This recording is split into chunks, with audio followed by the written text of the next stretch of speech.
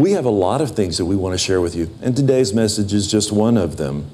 I want to invite you to come and participate in our services here. Join us here every Sunday morning at 9:30 for our Bible study. We have different speakers that come, and I think you'll enjoy them. Matter of fact, today's message is also one of those.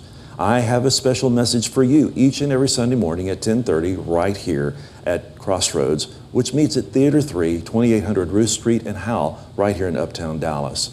So if you have this Sunday off, come and visit with us, and let's go to the service right now. Welcome to Crossroads Community Church. We are so glad that you joined us today. I hear the abundance of rain. Something's happening in the church. Today, Pastor Wayne is going to be sharing about hearing the abundance of rain coming down. So this is your day to receive from the Lord. There are great things happening at Crossroads, and we welcome you here. Get ready. I hear the abundance of rain. Looks like this. You are a mighty God. You are a mighty God. Mighty God, mighty God. Yes, you are a mighty God. Can you sing that with us? Come on. You are a mighty God. You are a mighty God. Mighty God, mighty God. Yes, you are a mighty God. It's kind of a jam. You are a mighty God. You are a mighty God. Mighty God, mighty God. Yes, you are a mighty God. One more time. You are a mighty God. You are a mighty God. Mighty God, mighty God. Yes, you are a mighty God. You're an awesome God. You are an awesome God. You are an awesome God. Awesome. Awesome God, awesome God. Yes, you are an awesome God. You're an awesome God. Yes. You are an awesome God. You are an awesome God. Awesome God, awesome God. Yes, you are an awesome God. Say awesome. Awesome. Awesome. Awesome God, awesome God. Yes, you are an awesome God. Come on, let me hear somebody say awesome. Come on. Awesome. Awesome, yes. Awesome. Awesome God, awesome God. Yes, you are an awesome God. Holy God, come on. You are a holy God. You are a holy God. Holy God. Holy God, holy God. Yes, you are a holy God. Now, it's called corporate worship. In other words, you get to sing. As a matter of fact, I want you to come here for a second. Wife. Oh yeah, come on, girl. Now, y'all have to stand up and encourage her. What is your first name again? What's your first name? Yolanda. Okay, Anna. Her mother, come on, stand up. We got to encourage her. Her mother used to sing backup for Joe Cocker. You know, love lift us up where we belong, kind of Joe Cocker. Her mother's in a movie called 20 Feet from Stardom. So I want to just show you, I want you to learn this song with me. And then I want you to sing it like you got something in you. I want you to tear it up. Wait, I want you to learn it first. They're going to teach it to you. Here we go. 1, 2. You are an awesome God. You are an awesome God. Awesome God, awesome God. Yes, you are an awesome God. Now show us really how it goes. Yeah, you are an awesome God. Yeah, you are an awesome God. Awesome God, awesome God. Yes, you are an awesome God.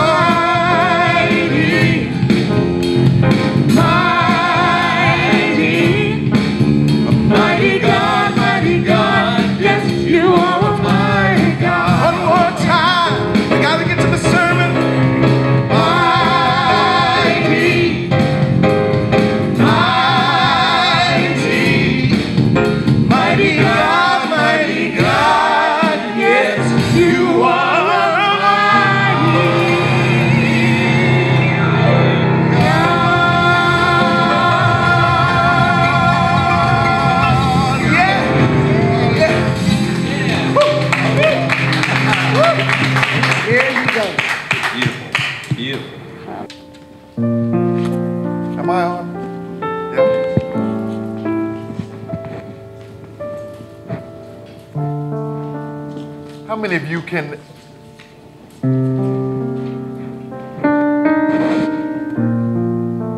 say that you know what fear is? How many of you can say you know what loneliness is? How many of you have ever been abandoned? I had a dog leave me one time. That hurt. I never spoke to him again.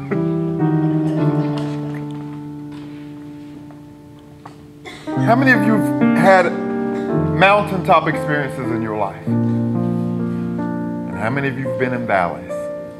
I think each of us. Today, we want to talk about Elijah, who definitely knows what mountaintop experiences are, knows what valley experiences are, who I believe actually truly said, Holy Spirit rained down when he felt like he had nothing else.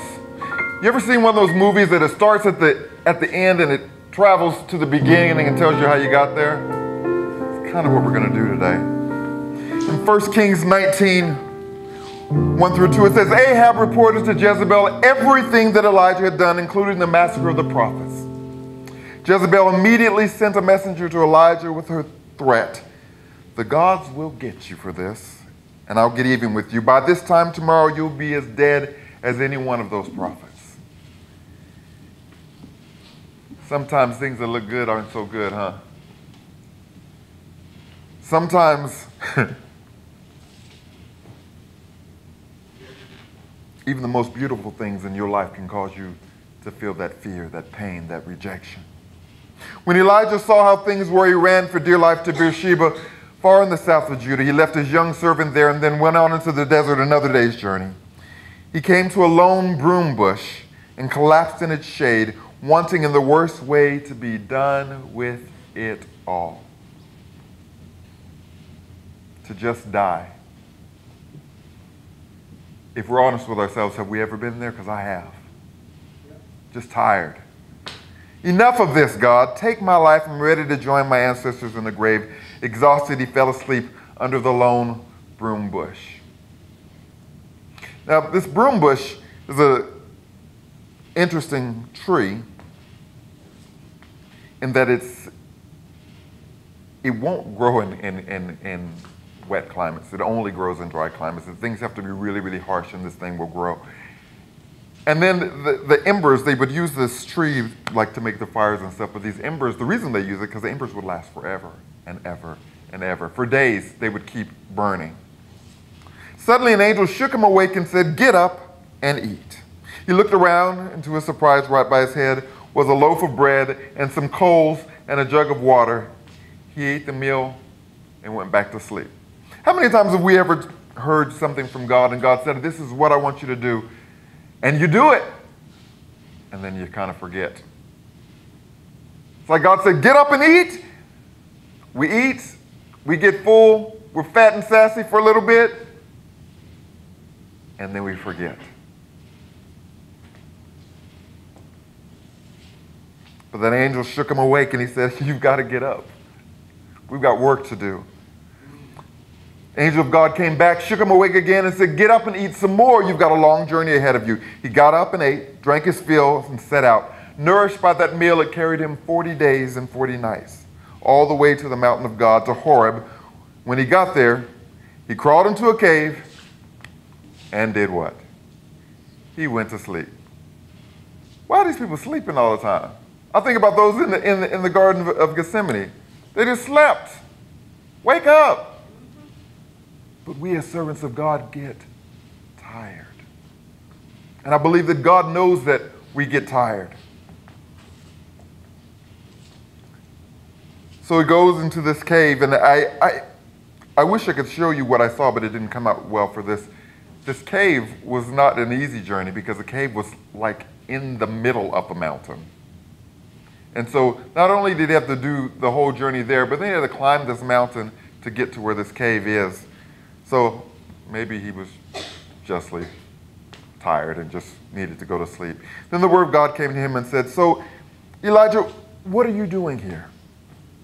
Elijah said, I've been working my heart out for you. The people of Israel have abandoned your covenant, destroyed the places of worship, murdered your prophets. I'm the only one left, and now they're trying to kill me. Have you ever felt like you're doing everything that you can do and you still get beat up? Whether it's at work, in your personal relationships, at church, you just feel like I'm doing everything that I possibly can do, but it's not enough. Then he was told by God, go stand on the mountain at attention before God. God will pass by. Fear, abandonment, loneliness, that feeling of being defeated, tired. Sometimes we are in a spiritual drought, an emotional drought, a physical drought, and needing something more. It's those desert places. How many of you would agree that desert places are good for us? My mother used to sing a song. Nobody agreed with that. You all looked at me like, no, you're crazy. My mother used to sing this song. It said, God has not promised me sunshine. That's not the way it's going to be, but a little rain mixed with God's sunshine. A little pain helps me appreciate the good times. If everything was sunny days and not a single cloud, would we know what getting better was? No. But I'm excited because I hear the sound of the abundance of rain. Amen. I do not receive drought in my life. I receive moments of being in a desert, but I do not receive drought in my life, and I don't receive that I'm going to be at a place where I can't move, at a place where I'm just going to stand still, at a place where I'm going to crawl into a cave and say, God, I'm done. Let's go back a minute. Elijah met with Ahab, King Ahab, which was evil Jezebel's husband. He said, assemble everyone in Israel. Now he's got some harsh words for Ahab. Assembles everyone in Israel at Mount Carmel and make sure that the special pets of Jezebel, the 450 prophets of the local gods, the Baals, and the 400 prophets of the whore goddess Asherah, make sure they're there. Can you imagine somebody calling your God a whore? Ahab had to be fit to be tied, hotter than fish grease. If you don't know how hot fish grease is, try to cook with fish grease that's not hot enough. So Ahab summoned everyone in Israel, particularly the prophets, to Mount Carmel. Elijah challenged the people, how long are you going to sit on the fence? If God is the real God, follow him. If it's Baal, follow him. But make up your minds. So I'm going to change Baal's name. I'm going to say, if God is the real God, then follow him. But if it's your job, if it's your money, if it's your car, if it's your loved ones, if that is your real God, then follow those people and those things. I'm going to show you in a minute where that's going to get you. Because the Word of God tells us what? Seek ye what? First, the what? The kingdom of God and all of its righteousness. And what will happen? All these things will be added unto you. So if I'm seeking God first, I got all that stuff anyway. But if I'm just seeking that job for that greater paycheck,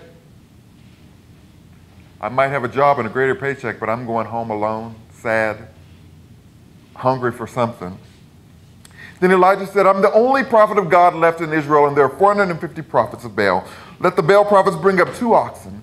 Let them pick one, butcher it, and lay it out on the altar on firewood, but don't ignite it. I'll take the other ox, cut it up, lay it on the wood, but neither will I light the fire. Then pray to your gods, and I'll pray to God. The God who answers with fire will prove to be, in fact, God. All the people agreed. Good plan. Do it. Elijah told the prophets, choose your ox and prepare it. You go first. You're the majority. Then pray to your God, but don't light the fire. So they took the ox he'd given them, prepared it for the altar, then prayed to Baal. They prayed all morning long. Oh, Baal, answer us. Oh, money, answer us. Oh, that cute guy that I wanted, answer me. Oh, that brand new car, answer me. But nothing happened. Not so much as a whisper of breeze. Desperately, they jumped and stumped on the altar that they'd made.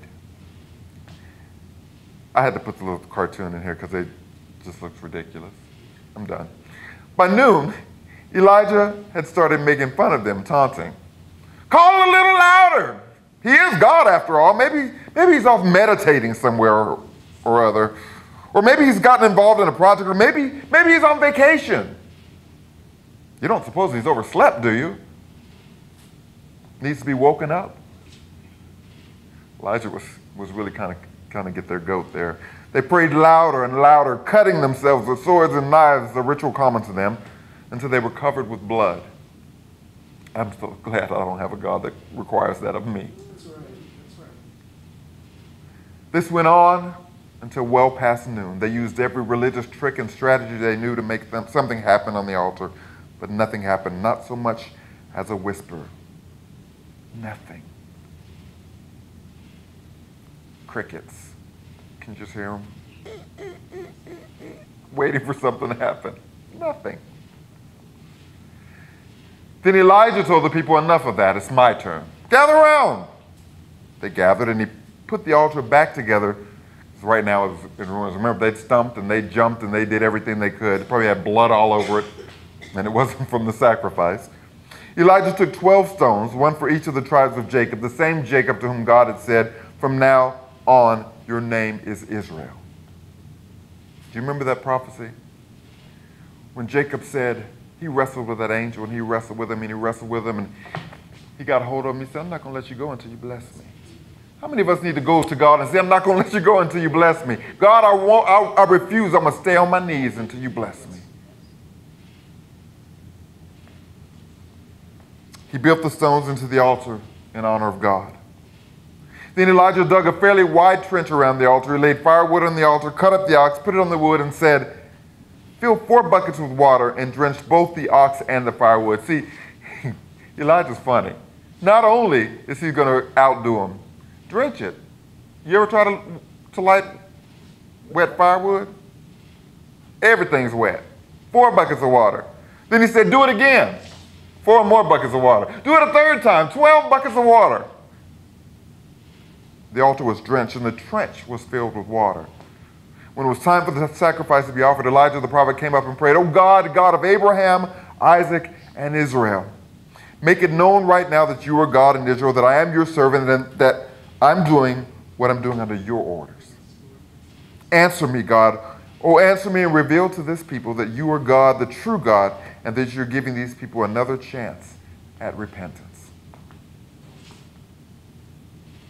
I think that prayer should be our prayer. Make it known right now, God, that you are God over all of us, that I am your servant, that I'm doing, and what I do, I'm doing under your orders, that I walk with your anointing, that I walk with your blessing, that I walk knowing that you are God and that I can't fail. If your presence doesn't go with me, I don't want to go. If your presence won't go with me, God, I don't want to go. Immediately. God didn't even he didn't even take a breath. Bam! That fire fell. Burned up the offering, the wood, the stones, the dirt, even the water in the trench. All the people saw it happen and fell on their faces in awe and worshiped, exclaiming, God is the true God. God is the true God. Amen. Have you ever prayed and prayed and prayed and felt like you haven't been heard? I wish that I had my Bible here, but I'm going to challenge you that this week, you've got to remember 3 words. Daniel chapter 10. Go back and read Daniel chapter 10 when Daniel is seeking God and he's praying, he's praying, he's praying. He's like, God, I need.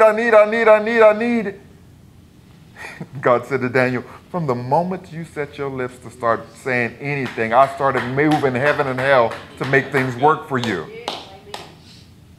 But he said, I had to fight the Prince of Persia to get here, and I had to fight this, and I had to fight that, and now I got to go back and I got to fight my way right back through this mess, but I'm doing it. Because that's what kind of God we serve. We can serve a God that hears us when we cry out to him. But please, don't be like I used to be. I'm going to tell you. Now, I've been a pastor for 20 years. And I would probably tell you that if I were honest, probably for the first 7 or 8 years of that ministry, this is me being vulnerable. You can judge me if you want to. I was a Sunday, Wednesday Christian. I was holy on Sunday. Ooh, I could dance. I could shout. I could do a backflip down the aisle if that's what I needed to do, just to show how holy I was. Boy, on Wednesday it was time for Bible study. You couldn't tell me anything because I knew it all. But Monday, Tuesday, Thursday, Friday, Saturday, I'm so glad. In my mind I was thinking, I'm so glad nobody can see me. You foul mouth. I was worse than Jezebel, I think. You foul-mouthed, trifling, no good son of a gun, because that's exactly who I was.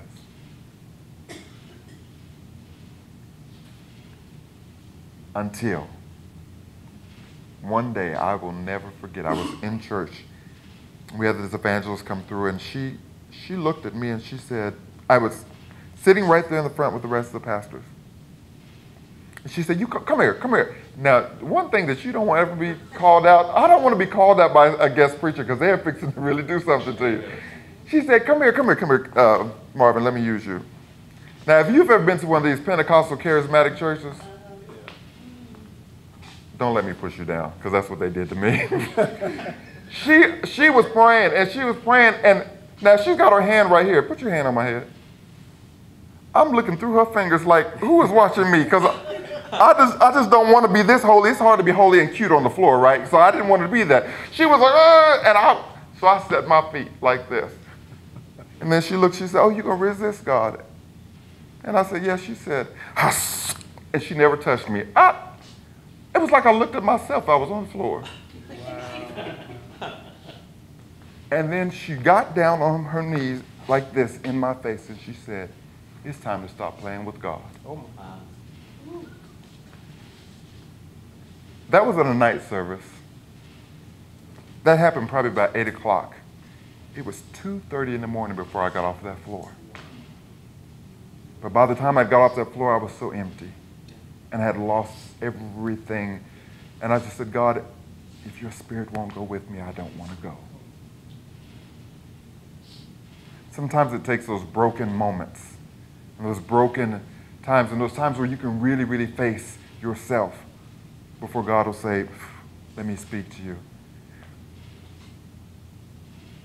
I didn't want to talk about those years before that when I was playing church. I don't have time to play church anymore.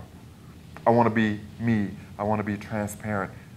Am I going to fall? Every single time. I will tell you, every congregation I've ever served, I'll tell them, that pedestal that you built for me, take it down, because I'm going to fall. If I fall, I'm going to break my ankle. I'm going to bust my head. Take it down, because I will tell you that I strive to be holy. But I am not the epitome of all that is holy. That is my goal. Elijah said to Ahab, up on your feet, drink and celebrate. I hear the sound of the abundance of rain. Now, we're going to go back a little further. 3.5 years prior to this, Elijah said to Ahab, because of the sin of your people, not a drop of rain will fall unless I say it. So Ahab got his house servant Obadiah, and he said, go, I want you to get every bit of grass, everything. We need to store it. Get as much water as you can. So they're trying to save up everything. How many of you know that if God says it, There ain't enough saving in the world that's going to keep you out of that trouble, right? Oh, but they were trying to store it all up. It was all gone. Everything's dry, just barren. But Elijah said, Ahab, I hear the sound of the abundance of rain. Let me put it in today's terms. I'm broke as 3 jokes. Don't have a penny to my name. Nothing. And somebody says to me, oh, Uncle Joe just died and he just left you $50 billion. I hear the sound of the abundance of rain. That is how I believe Ahab felt, because all of a sudden, my entire kingdom is about to get something, because I know, I just said, God is the true God. God is the true God. So what Elijah is saying is true. What did he do? He jumped in his chariot and he's taken off for home. Elijah climbed up to the top of Carmel, bowed deeply in prayer, his face between his knees, then said to his young servant, on your feet, look around, look toward the sea. He went, reported back, I don't see anything. Clear sky. Blue sky, not a cloud. Keep looking, said Elijah. 7 times is necessary. Does somebody know what 7 represents? Completion. God's going to finish it. God knows exactly where God's going. So God said 7 times, Elijah said 7 times is necessary. And sure enough, the 7th time he said, oh yes, a cloud, but tiny, no bigger than someone's hand rising out of the sea. Remember when I said that we have everything that we need, all the money that we need right here? Let me give you a news flash. Some of y'all fix be mad at me, I don't care. I love you. Do you think for a minute that God needs 1 penny that you have to do what God wants done? God didn't say, give because I need you to take care of my ministry. God said, give because I want you to take care of you. That's where your blessing is. So if you choose not to give, you're robbing yourself. And you're robbing God. Like that little boy his dad took him to McDonald's and, what do you want? I want French fries. I want the supersized French fries. Go and Daddy buys him a supersized French fry. And he's all happy and he's got a supersized fry and Dad reaches over and gets one. Son hit him on the hand. Dad looked at him like, what? Those are mine. Wait a minute, everything you have I give to you. And all I wanted was one little French fry. But we want to hold on to every bit of French fry. I'm telling y'all right now, eat all them French fries if you want to. High cholesterol and get chunky. Sometimes it's time to let things go and let God be God, amen? But very small, no bigger than someone's hand rising out of the sea. Quickly then, on your way, tell Ahab, saddle up and get down from the mountain before the rain stops you. It ain't raining. We fix to get a sprinkle, right? Because it ain't rained in 3 years. Get down before the rain stops me? Things happen fast. Sky grew black with wind-driven clouds, then a huge cloudburst of rain with Ahab hightailing in his chariot for Jezreel. I love this cartoon. And God strengthened Elijah mightily. He hiked up and he took off. Oh, what happened? That's what I get for trying to hike. Oh, and then it's starting to yell at me. I ain't playing with you. Elijah hiked up his tunic and took off running. God strengthened him mightily, the word of God said, and he ran ahead of the chariot. How fast do you have to be running to run ahead of a chariot? There's thunder and lightning everywhere. You know those horses are booking it. They're boom, and here's Elijah, bionic man. Bionic Steve Austin he was trying to be. I want this to come back up because I need to show you something. Hit escape. Then you scroll down, hit the slide that you want. I think I just love you. Thank you so much. I sure could have used you at the beginning of the service because I was crazy trying to get things done, and luckily I had somebody to help me. So here we are. Thank you. Then he was told, go stand on the mountain at attention before God, and God will pass by. Do you remember we said this already? How many of us really want to stand at a mountain, at the top of the mountain? How many of you really want to stand still anywhere and wait for God? This one is not rhetorical. I want to see your hand. Sometimes we have to wait for God, yeah?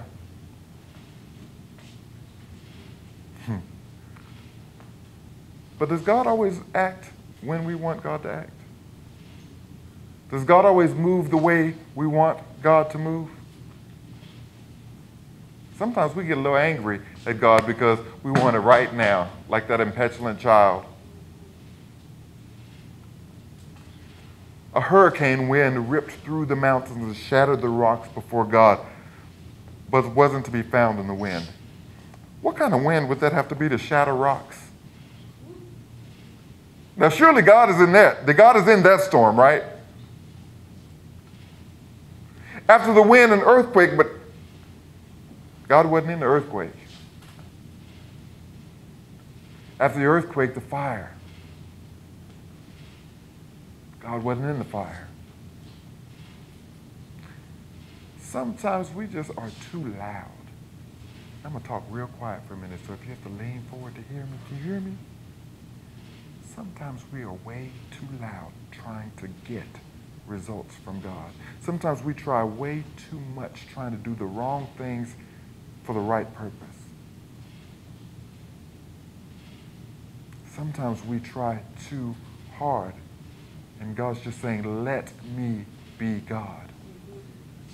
I can't be God for God, amen?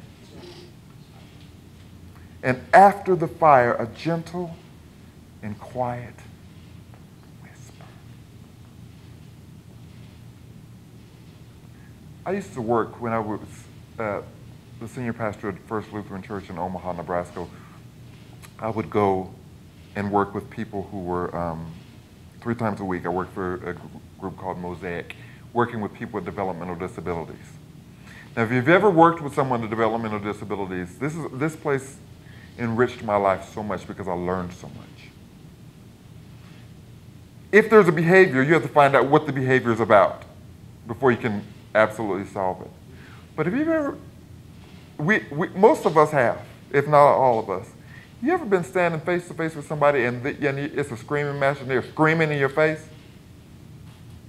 The one thing that I learned is that when I talk this quiet, they have to shut up so they can hear me.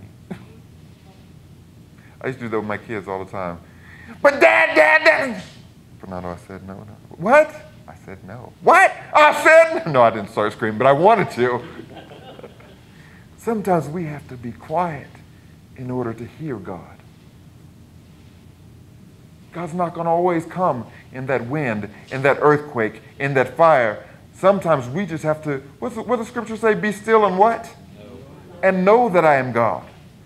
Sometimes we just have to sit and rest and wait on God. But we live in a generation where it's hurry, hurry, hurry, now, I want it. And my mouth is too big. I can't stop talking enough to listen. What is a conversation? Between one person? At least 2, right? So when I'm talking to God, am I expecting for this to be a monologue on my part? Or am I expecting a conversation with God? Sometimes I have to shut up. And I'm telling you something.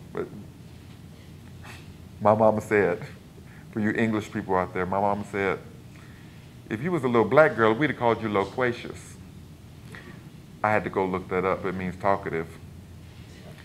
Was my English word for that day. She said, all you do is talk, and you never have anything important to say. Mind you, I was young at that point, but I was chatty Cathy. Mommy said, boy, go sit down somewhere and shut up. Probably for the first years of my ministry, that's who I was. Talk, and never listen to God. Until God said one day, and there I lay, feeling stupid, naked, and exposed, laying on that floor. Sometimes we have to be naked. Sometimes we have to be exposed. Sometimes we just have to say, God, I surrender. I'm going to stand on that mountain because I know you're going to pass by.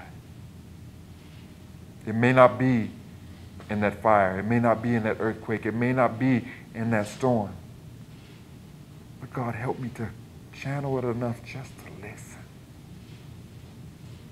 Help me to trust you enough to know that in my drought, there is going to be an abundance of rain. If we can trust God with the little things. I'm not saying something just this is not from First Wayne. God said, if I trust you with the little things and you take care of that, I'll give you more. Isn't that what the Word of God says?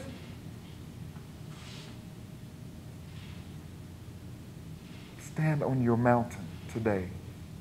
Now you're in that drought, you're in that valley, you're in that desert. It's going to take a little work. Climb up to that mountain. Stand up there and wait for God to pass by. You might sit for a spell. But God is not a man that he should lie, nor the son of a man that he should repent. So if God said he's going to do it, that's exactly what God's going to do. This week, I'm going to that mountain. I'm going to climb it and I'm going to sit there all day if I have to. I'm going to sit there all week if I have to. But I'm going to wait for God to pass by. Now my challenge to you is find your mountain. Climb that mountain and sit there. Wait until God passes by. If you wait for God to pass by, when we come back together next Sunday, the Spirit of God is going to rain down like never before. Thank you so much for joining us today. I hope you enjoyed the service. We had a great time. It's electric here at Theater 3, and we welcome you here. We meet every Sunday at 10:30, and you're welcome to join us. Next Sunday, we're going to have a great time. Come on out. The band's going to be here. The singers will be here. Pastor Bob will be here, and I'll be here. I look forward to seeing you. God bless you. Hi, and thank you for watching today's service. As I spoke to you at the beginning, we have a couple of outreaches which I think are important for you to know that we're participating in, and you might want to join us. We've got one, which is our orphanage in Uganda. It's 320 children, about, that have been left there because their parents have either died or are affected by HIV/AIDS. There are no relatives that will take them in because it's such a stigma to have HIV or even to be gay there in Uganda. We also have a church in Tegucigalpa, Honduras. It's just a starting work, but there is a lot that we can do to help them. And if you'd like to join and be a part of that, we invite you to go to our webpage, www.crossroadscommunitychurch.us, and you'll see a tab there that says donation. You can make your donation through PayPal. It's secure, and we'll get that and we'll send it on to them. So if you'd like to participate, we thank you for doing it in advance because we know that God is going to bless you. Thank you for watching today, and tune in next week.